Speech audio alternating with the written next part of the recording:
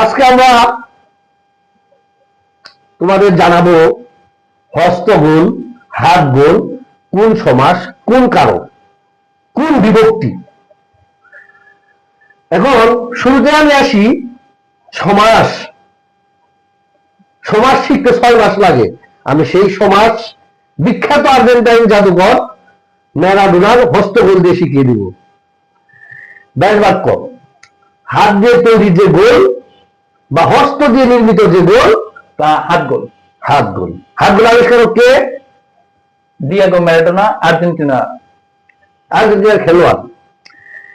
এটা হচ্ছে তৃতীয় তৎপুরুষ সমাস। ম্যারাডোনা হচ্ছে কোনো সমাস না, কিন্তু ম্যারাডোনার গোলটা হচ্ছে তৃতীয় তৎপুরুষ সমাস। হস্ত বিশারদ কোন সমাস? হস্ত বিশারদ কে? ম্যারাডোনা। ম্যারাডোনা। এখানে ম্যারাডোনা কোনো সমাস না, ম্যারাডোনার যে হস্ত, হস্তটা হচ্ছে সমাস। বাক্যটা হবে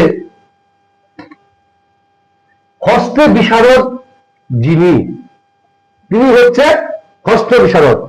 এটা হবে উত্তর হবে সপ্তমী তৎপুরুষ সমাস। এখানে ম্যারাডোনার হস্তটা কি? সপ্তমী তৎপুরুষ সমাস, কিন্তু ম্যারাডোনা কোনো সমাস না। এখন আমরা আসি কারক, বিভক্তি।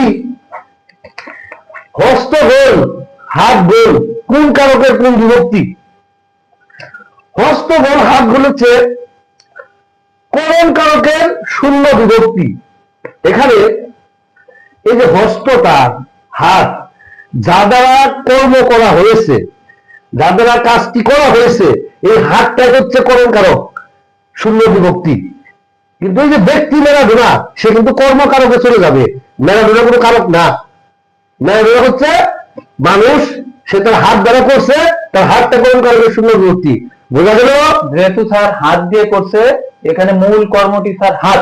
তাই স্যার এখানে করণ কারকে শূন্য বিভক্তি হবে। বুঝতে পারছি। বুঝতে পারছো? একটা জিনিস মনে রাখবা, তারা যদিও আর্জেন্টিনা এই হাত দিয়ে গোল দিছে, এটা কিন্তু পড়ালেখার মধ্যে নিয়ে আসছে শেখানোর জন্য। তারা শুনে শট শট